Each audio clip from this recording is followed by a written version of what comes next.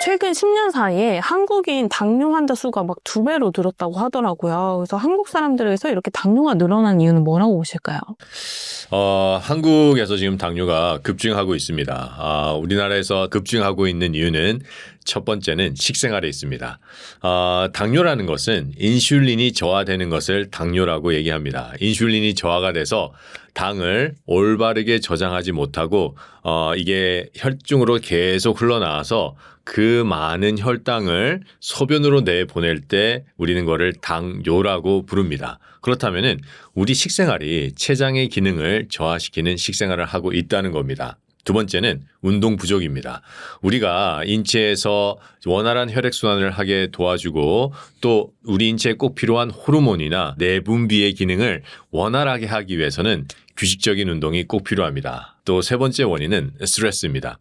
이 스트레스는 우리 인체에 직접적으로 독소를 만듭니다. 활성산소를 만들어내고 우리의 자율신경계를 계속해서 흥분시킬 수 있는 노르아드레날린이라는 안 좋은 호르몬들을 만들어내게 됩니다. 그리고 네 번째는 게으르게 만드는 생활 습관입니다. TV를 계속 시청한다거나 아니면은 요즘엔 또 핸드폰을 계속 봐서 점점 우리의 몸뿐만 아니라 우리의 뇌신경세포 또한 게으러지게 만드는 이러한 모든 습관들이 합쳐져서 당뇨는 급증하고 있습니다. 그리고 이 논문들을 살펴보면은 2017년도에 나온 논문인데 왜 이렇게 당뇨 환자가 많고 심장병 환자가 많은지를 살펴본 논문이 있습니다. 이 논문에 의하면은 당뇨에 걸리는 가장 큰 이유는 비타민, 미네랄, 효소 섭취의 부족이라고 얘기를 하고 있고 이때 대표적으로 꼽은 식품이 뭐냐면은 씨앗을 먹지 않았기 때문에 또 충분한 채소와 과일을 먹지 않았기 때문에 걸리는 것이 당뇨병이라고 보고하고 있습니다. 당뇨는 진행되기 전에 발견하는 게 중요할 것 같은데 당뇨 전 단계 증상은 어떤 게 있을까요? 이 당뇨는 예방이 가장 중요합니다. 예방할 때 우리가 어느 정도의 증상들이 나타나면은 내가 당뇨로 가고 있지 않을까라고 생각해봐도 좋은 증상들이 있는데 첫 번째는 충분한 에너지 대사가 되지 않기 때문에 느끼는 잦은 피곤함입니다. 그리고 두 번째는 피부에 염증 반응들이 일어나기 시작을 합니다. 첫 번째는 두드러기가 날 수도 있고 아니면 간지러울 수도 있어요. 또한 피부가 얇아지거나 또 피부가 약간 반짝반짝 빛나는 듯한 느낌을 받을 수도 있습니다. 또는 약간 착색이 될 수도 있고요. 이러한 일들이 먼저 일어나고요. 또 충분한 에너지 대사가 되지 않기 때문에 자주 졸립니다. 특히 이 식곤증, 밥 먹고 나면 많이 졸리는 이것도 당뇨의 전조 증상으로서도 많이 일어나는 일입니다. 또 다른 건 뭐냐면은 당게 많이 당깁니다. 이 당게 많이 당기는 원인을 우리가 살펴보면은 현대학에서는 우리 인체에 항체가 많은 음식이 당긴다라고 얘기를 합니다. 이거를 쉽게 얘기하면은 여러분 항원 아시죠? 코로나 항원. 우리가 옛날에 코로나 항원 검사하면은 양성이면은 나쁜 거잖아요. 이 코로나 항원이 많이 들어오면은 우리 인체에서는 항체를 만들었어요.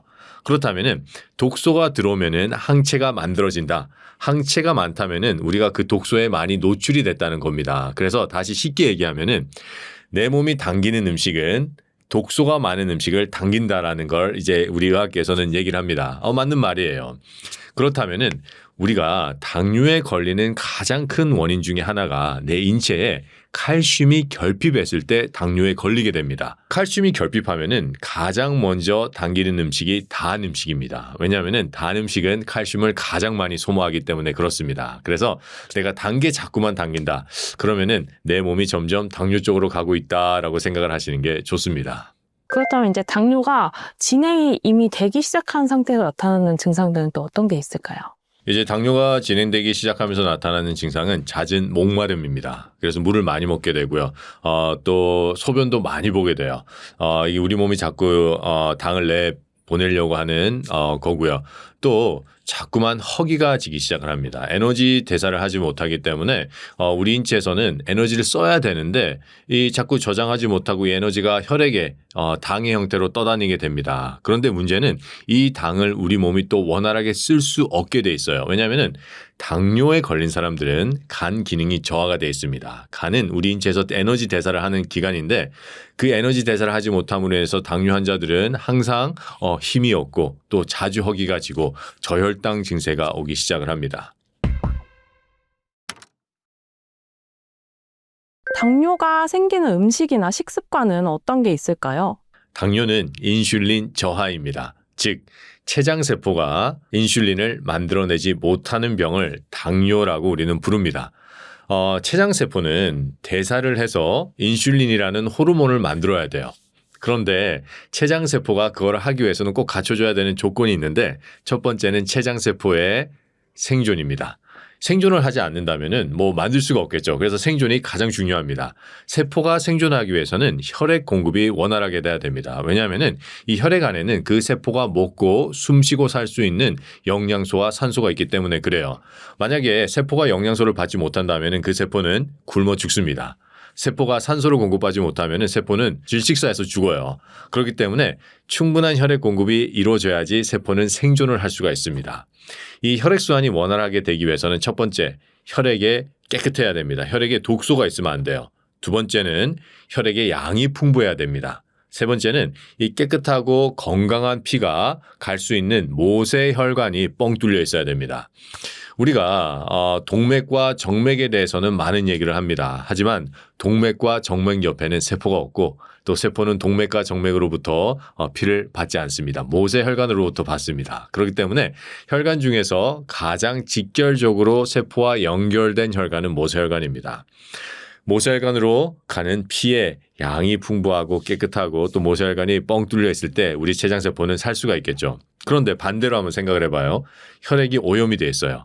우리 혈액 안에 존재하는 독소는 거의 다 활성산소입니다. 활성산소는 우리가 먹는 식생활과 생활습관과 직결적입니다. 가장 많은 활성산소를 만들어내는 음식은 튀김입니다. 그리고 육류 또한 마찬가지입니다. 또 더 나아가서는 우리 장벽에 잘 붙는 탄수화물이나 섬유질을 삶았을 때 이것 또한 우리 장벽에 잘 붙기 시작합니다. 내 식생활 습관을 한번 살펴볼 때 튀김이 많이 들어가 있고 육류가 많이 들어가 있고 또 삶은 섬유질이나 탄수화물이 주를 이루고 있다면은 내 이러한 식단은 당뇨병을 충분히 일으킬 수 있는 식단입니다. 거기에다가 더 나아가서 우리 인체가 살아갈 때 세포가 대사를 할 때 꼭 필요한 에너지를 공급해주고 또 효소를 공급해 줄 수 있는 채소와 과일과 씨앗이 결여된 식단을 우리가 먹는다면은 이거는 우리 몸에 즉각적으로 당뇨를 일으킬 수 있는 식생활 습관입니다. 그래서 우리 몸에서 당뇨를 일으킬 수 있는 식생활 습관은 삶은 음식이 주고 또 정제된 탄수화물, 육류 위주의 식사, 또 튀김, 거기에 살아있는 채소와 과일과 씨앗이 결여된 식단입니다. 그럼 이런 당뇨를 좀 막기 위해서는 어떤 음식을 먹는 게 좀 도움이 될까요? 당뇨를 이제 예방하는 음식, 즉 당뇨를 막는 음식은 우리 췌장세포로 가는 혈액순환을 원활하게 해주는 음식이고 또 그 혈액에 충분한 영양을 공급시켜 줄 수 있는 음식입니다. 첫 번째, 혈액순환을 원활하게 해줄 때 가장 갖춰져야 될 조건은 모세혈관에 막힘이 없어야 됩니다. 모세혈관을 막는 가장 큰 원인은 석회질과 점액질과 이물질입니다. 그리고 지방인데 지방보다는 석회질이 훨씬 더 많아요. 이 석회질과 점액질과 이물질은 수십 년 동안 우리의 식생활을 통해서 공급이 되기 시작을 합니다. 이 석회질과 이물질과 점액질을 인체에 아무런 피해도 주지 않고 가장 효과적으로 뚫어줄 수 있는 음식은 바로 유기산입니다. 이 유기산은 우리 인체에 어디에든 무슨 문제가 있든 이거를 가장 효과적으로 녹여내 줄 수 있는 역할을 하는데 우리가 옛날에 제가 어릴 때는 이 연탄 보일러를 많이 썼어요. 연탄 보일러를 쏘면은 방이 한 군데는 따뜻하고 또 다른 한 군데는 약간 차갑고 그랬어요.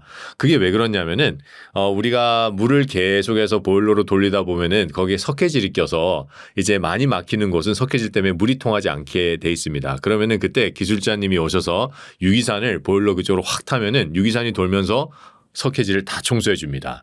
우리 인체의 원리도 마찬가지예요. 혈관이 막혔다면은 그거를 가장 효과적으로 해결할 수 있는 것이 바로 과일, 즉 신과일에 많이 들어있는 유기산입니다. 그래서 당뇨를 예방하거나 당뇨의 환자들은 신과일을 주로 먹어줘야 됩니다. 그리고 먹어줄 수 있는 습관을 계속 만들어야 됩니다. 또 당뇨를 막는 음식은 채소입니다. 이 채소는 많은 미네랄을 가지고 있는데 그중에서 특히 중요한 미네랄이 바로 칼슘입니다. 제가 좀 전에 당뇨는 칼슘 결핍으로 인해서 일어난다고 말씀을 드렸는데 이 칼슘이 왜 중요하냐면은 칼슘은 우리 혈액의 강력한 해독 인자입니다. 그래서 내가 혈액에 독을 공급한다 그래도 칼슘이 충분하면 그거를 해결할 수 있는 능력이 있습니다. 또 두 번째는 피가 풍부할 때 꼭 필요한 게 칼슘입니다. 피를 만들어내는 곳은 골수예요. 골수는 대퇴골이나 두개골이나 또 우리 골반뼈 같이 면적이 넓은 곳에 존재하는데 골수가 튼튼하려면 골수를 둘러싸고 있는 뼈가 단단해야 돼요. 그리고 뼈가 단단하기 위해서는 칼슘이 풍부해야 됩니다. 그래서 칼슘이 많은 채소, 우리 당뇨를 예방하거나 당뇨 치유에 필수입니다. 그리고 또 씨앗이 있습니다. 씨앗은 비타민 B군이 풍부합니다. 비타민 B1, B2, B3, B5, B7, B9, 그리고 B12, B15, B17까지 다 들어있는 게 바로 이 씨앗 종류입니다. 이 비타민 B군이 왜 중요하냐면은 비타민 B군은 세포의 재생에 꼭 필요한 영양소입니다. 지금은 췌장의 세포가 죽어서 재생하지 못하고 있습니다. 그렇다면은 충분한 유기산을 먹어서 혈관을 뚫어주고 그리고 채소에 있는 충분한 칼슘이 들어가서 췌장 세포를 살리고 또 새로운 세포가 재생될 때 꼭 필요한 비타민 B군을 우리가 씨앗으로 공급해 준다면은 췌장 세포는 살아나기 시작을 하고 당뇨는 해결되기 시작을 합니다. 그래서 당뇨를 막는 음식, 신과일, 유기산, 그리고 채소에 있는 칼슘, 씨앗에 있는 비타민 B군입니다. 그 신과일은 어떤 것들을 예시로 좀 들어주실 수 있을까요? 신과일 중에서 가장 좋은 거는 바로 레몬입니다. 레몬은 유기산이 과일 중에서 가장 풍부할 뿐만 아니라 비타민 C 그리고 비타민 E 같은 강력한 항산화 효소가 있습니다. 그래서 우리 몸에 들어오는 독소를 들어오는 즉시 무너뜨리기 시작하고 또 체내에 몇십 년 동안 쌓였던 독소들을 해결하기 시작을 합니다. 그래서 레몬이 가장 좋고요. 또 이 당뇨 환자들에게 좋은 신과일은 자몽이 있습니다. 당뇨 환자들은 충분한 혈액순환이 되지 않기 때문에 혈액의 양을 늘리는 것 또한 상당히 중요합니다. 이 자몽에는 코발트라는 비타민 B12의 재료가 되는 좋은 영양이 들어가 있는데 이 코발트는 우리 인체에서 DNA, 즉 유전자를 표현할 때 꼭 필요하고 혈액을 생성해내는 유전자를 활성화시킬 때 필요한 것 또한 비타민 B12입니다. 그래서 당뇨 환자들이 자몽을 먹어주면 상당히 좋고요. 또 이제 블루베리, 안토시아닌, 강력한 항산화 요소가 있습니다. 그래서 블루베리 또한 아주 좋은 신과일입니다. 그런데 또 과일을 먹어도 혈당이 높아진다 이런 우려들이 많은데 이건 어떻게 보시나요? 과일을 먹으면 혈당은 올라갑니다. 이건 정상적인 생리 반응입니다. 당뇨 환자들은 그게 더 많이 올라가겠죠. 하지만 우리가 한 연구를 좀 살펴봐야 될 게 있습니다. 이 연구는 고려대학교 의과대학에서 나온 연구인데 2010년도에 나온 연구입니다. 이 연구는 투석을 하는 환자 중에서 당뇨로 인한 환자가 70%가 넘는다라고 보고하고 있고요. 또 이 연구는 2016년도에 나온 연구인데 우리나라 당뇨병 환자 중에서 87.4%가 합병증에 걸린다라고 얘기를 하고 있습니다. 또 이 연구는 삼성서울병원에서 나온 연구인데 철저한 혈당 조절과 고혈압 조절을 한들 당뇨를 진행을 막지 못하고 있으면 또 최근에는 만성 합병증은 점점 증가하는 추세라고 얘기를 하고 있습니다. 또 한 가지 연구는 뉴 잉글랜드 저널 메디슨에서 나온 아주 유명한 연구인데 정말 혈당 조절이 잘 되지 않는 당뇨 환자들을 모아서 혈당 조절을 철저히 시켰지만은 합병증을 막지 못했다는 연구입니다. 우리가 이 5가지의 연구를 살펴보면은 혈당 조절이 당뇨 치료의 답이 아니라는 겁니다. 혈당을 아무리 철저히 관리한다 한들 질병은 진행이 되고 합병증은 꼭 옵니다. 그렇다면은 당뇨 환자들이 해야 되는 것은 당뇨의 원인을 치료하는 겁니다. 당뇨의 원인은 췌장세포가 살아남지 못해서 췌장세포가 대사를 하지 못해서 인슐린을 만들어내지 못한다는 겁니다. 그렇다면은 혈당 조절에 치중할 게 아니라 당뇨의 원인을 해결하기 위해서 세포를 살리는 식생활을 해야 됩니다. 그렇기 때문에 세포를 살리는 식생활은 비타민, 미네랄, 효소, 유기산이 많은 과일을 먹어줘야 됩니다. 그래야지 혈관이 뚫리고 우리 혈액 안에 있는 독소인 활성산소를 없애고 이러므로 인해서 혈액순환이 원활하게 돼서 세포들이 영양소와 산소를 받고 재생할 수 있는 여건을 갖춰서 재생이 될 때 인슐린은 다시 나오기 시작을 하고 근본이 해결되기 시작을 합니다. 그렇기 때문에 당뇨 환자들 혈당 관리해야 됩니다. 하지만 그게 전부는 아닙니다. 혈당 관리도 중요하지만은 더욱더 중요한 거는 원인을 치료하는 겁니다. 그래서 원인을 치료하기 위해서는 꼭 먹어야 되는 게 과일입니다. 당뇨 환자들은 과일을 먹어도 돼요, 안 먹어도 돼요가 아니라 과일은 필수입니다. 그렇기 때문에 제가 하버드 의과대학에서 근무할 때 저희 병원에서는 당뇨 환자분들한테 먹으라 그랬어요, 과일을. 당뇨는 과일과 채소를 먹지 않아서 걸리는 질병입니다. 그렇기 때문에 과일과 채소를 먹어야 낫습니다. 이게 인체의 원리에 맞는 식생활입니다. 그럼 이 과일도 아까처럼 즙으로 먹는 게 좋은가요? 아니면 생으로 먹는 게 좋을까요? 이 과일을 먹는 방법은 두 가지가 있습니다. 생으로 이렇게 먹는 방법이 있고 즙을 내서 먹는 방법이 있습니다. 우리 인체는 많은 비타민, 미네랄, 효소의 결핍으로 인해서 세포들이 죽고 또 혈관이 계속 막혔기 때문에 혈관 막힘이 상당히 심각한 상태에서 세포들이 죽게 돼 있습니다. 그렇다면은 이거를 우리가 좀 효과적으로 빨리 해결할 수 있는 방법이 필요한데 그러기 위해서는 비타민, 미네랄, 효소와 유기산을 많이 먹어줘야 됩니다. 이렇게 많이 먹어줘야지 일을 하기 시작을 하는데 이 과일을 많이 먹게 되면은 소화력이 좋지 않는 사람들은 우선 소화에 부담이 되기도 하고요. 또 흡수에 어느 정도 문제가 생기기 시작을 합니다. 또 환자들을 살펴보면은 소화기가 거의 다 안 좋은 상태입니다. 질병의 경로가 그래요. 소화기가 질병에 들고 간이 질병에 들고 그런 다음에 우리 온몸이 아프기 시작을 하는데 이러한 환자들이 과일이 좋다 그래서 과일을 대량으로 먹기 시작하면은 소화에 부담이 생기기 시작합니다.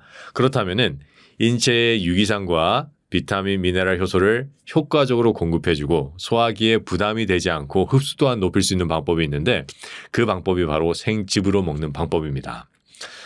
당뇨 환자들은 과일즙을 먹는다 그러면은 겁을 많이 내세요. 그래서 저희 천연건강교육원 센터에 오시는 분들도 처음에 당뇨 환자들이 이제 과일즙을 잘 안 드시려고 그럽니다. 하지만 인체의 원리에 대해서 배우고 과일즙을 섭취하기 시작을 할 때 이분들이 회복이 되는 것을 볼 수가 있는데 어떤 한 당뇨 환자분은 이 당화혈 색소가 12.3이었어요.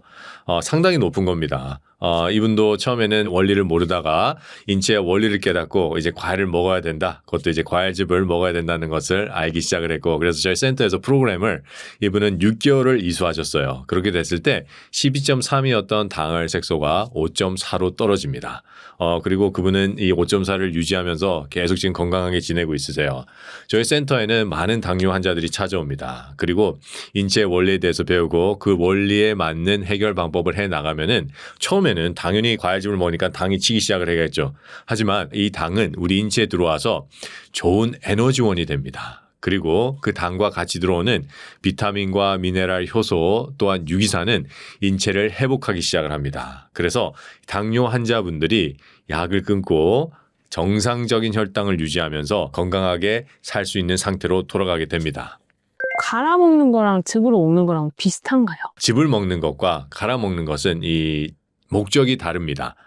즙을 먹는 것은 유기산과 비타민, 미네랄, 효소를 먹기 위해서 먹는 거고요. 갈아 먹는 거는 섬유질과 그리고 어느 정도의 비타민, 미네랄, 효소를 먹는 겁니다. 우리가 믹서기를 갈기 시작을 하면은 섬유질을 이렇게 자르기 시작하는데 비타민, 미네랄, 효소는 이 섬유질 안에 숨어 있어요. 그렇다면은 믹서기가 돌아가면서 섬유질을 자를 때 비타민, 미네랄, 효소가 어느 정도 같이 잘리기 시작을 합니다. 그러면은 어느 정도 우리가 파괴가 됐다고 볼 수가 있겠죠. 그래서 갈아 먹는 것도 좋은 방법이에요. 하지만 갈아 먹으면은 비타민, 미네랄, 효소의 공급이 떨어지고 또 섬유질을 같이 먹어야 되기 때문에 소화력이 안 좋은 환자들에게는 또 부담이 될 수가 있겠죠. 그래서 위와 간에 부담을 주지 않고 필요한 영양인 유기산, 비타민, 미네랄, 효소를 가장 효과적으로 먹을 수 있는 방법은 생즙을 내서 먹는 방법입니다. 이 얘기를 듣고 이제, 그러면 비타민을 그냥 정제한 비타민 제라던가 아니면은 뭐 시판용 과일 주스 이런 어떤 정제 과당이 들어간 걸 먹으실 수도 있을 것 같은데 그런 것과의 차이도 좀 말씀해 주시면 좋겠어요. 이제 비타민, 미네랄, 효소는 상당히 중요합니다. 그래서 우리가 많이 또 손쉽게 먹기 위해서 찾는 것이 영양제입니다. 이 영양제를 먹기 시작했을 때 일어나는 일들을 우리가 살펴보는 논문들이 상당히 많습니다. 이 논문들을 살펴보면은 공통된 하나의 결과가 나오는데 바로 정제나 정맥 주사로 맞는 비타민과 미네랄, 효소는 인체에 어떠한 질병도 예방하지 못하고 또 호전시키지 못한다는 연구 결과들이 일관성 있게 계속 나오게 됩니다. 그렇기 때문에 저희 전문가들은 환자들에게 비타민이나 효소, 미네랄 이런 걸 정제로 먹는 것을 추천하지 않고 오히려 하지 말라고 얘기를 합니다. 그래서 제가 대학병원에서 근무할 때도 많은 환자분들한테 그거 드시지 마세요. 그거 안 좋습니다라고 얘기를 했고요. 요즘에는 또 레몬즙이나 이런 것들이 먹기 편하게 나오는 것들이 상당히 많습니다. 이런 것들은 이제 유통되기 위해서 멸균 과정을 거쳐야 됩니다. 비타민 미네랄 효소 정말 중요합니다. 그렇기 때문에 우리가 이걸 많이 먹어야 되는데 문제는 멸균 과정을 거치는 이 공정에서 비타민 미네랄 효소가 파괴되기 시작을 합니다. 우리가 흔히 쓰는 게 이제 좋은 멸균인데 40도만 넘어도 파괴되는 이 중요한 영양소들이 좋은 멸균 즉 69도에는 분명하게 파괴가 됩니다. 또 다른 방법은 이제 압력을 써서 하는 방법도 있는데 압력을 썼을 때도 영양소는 파괴가 되고요. 자외선을 썼을 때도 영양소는 파괴가 될 수밖에 없습니다. 그렇기 때문에 우리가 이러한 것들을 먹는 거는 이런 영양소가 가장 중요한데 이런 영양소가 파괴가 되고 또 그 파괴된 영양소를 메꾸기 위해서 우리가 인공적으로 만들어낸 비타민을 또 더하기 시작을 해요. 그러면 그게 인체에 들어와서는 안 좋은 영향을 끼칠 수가 있습니다. 그래서 번거롭지만 가장 좋은 방법은 집에서 생으로 즙을 내 먹는 겁니다. 여러분, 귀한 것은 쉽게 얻어지는 것은 없습니다. 우리 건강도 마찬가지예요. 귀하면 귀할수록 값지면 값질수록 우리가 거기에 대한 노력을 하듯이 우리 몸에 정말 값진 건강을 얻기 위해서는 노력을 하는 것이 필요합니다. 사실 그 생채소는 독성이 있다 이런 얘기도 있더라고요. 그건 괜찮을까요? 생채소와 생과일과 생씨앗에는 독소는 없습니다. 옛날 논문들을 살펴보면은 여러 가지 이제 독소에 대해서 얘기를 하고 있는데 최근 나오는 논문들을 살펴보면은 그러한 것들이 잘못된 상식이었다는 것이 밝혀지기 시작을 합니다. 우리가 흔히 알고 있는 채소에 있는 독소나 씨앗에 있는 독소는 요즘 논문들에 살펴보면은 그러한 독소들의 목적이 채소가 환경에서 자기를 보호하는 게 목적이었어요.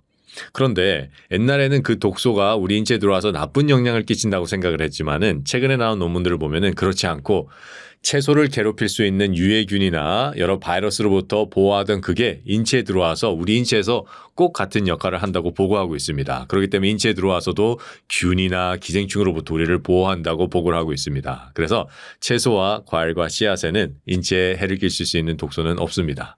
과일을 후식으로 먹으면 안 좋다. 뭐 이런 얘기도 있는데 과일을 섭취하는 적정한 때 같은 게 있을까요? 과일을 먹을 때 가장 좋은 시간은 공복에 먹는 겁니다. 이거는 우리 소화 때문에 그런데요. 우리가 위에 음식을 먹게 되면은 어느 정도 위산과 위의 연동으로 인해서 썩기기 시작을 합니다. 그러면은 여기 위에 들어오는 식도와 위를 막고 있는 들문도 막고 있고 또 위와 십이지장을 이렇게 가르는 유문도 이렇게 막고 있는데 여기 위에 밑에 유문에 센서가 달려 있어요. 이 센서는 얼마나 당분화가 됐는지를 센서 딱 대면은 유문을 열어서 음식을 배출하기 시작을 합니다. 과일은 과당이 있기 때문에 당분화가 빨리 됩니다. 이게 채소와 섞이거나 곡식과 섞이면은 곡식과 채소는 더 소화를 해야 되는데 과일은 벌써 다 소화를 돼버렸어요. 그러면은 이 소화가 덜 된 곡식과 채소가 과일과 같이 빠져나가기 시작을 합니다. 그래서 소장에서 흡수하지 못하고 소장에서 썩기 시작을 합니다. 그래서 소화불량의 원인이 됩니다. 그래서 과일을 먹을 때는 꼭 공복에 먹는 게 좋고 다른 음식과 썩지 않고 과일만 드시는 게 가장 좋습니다.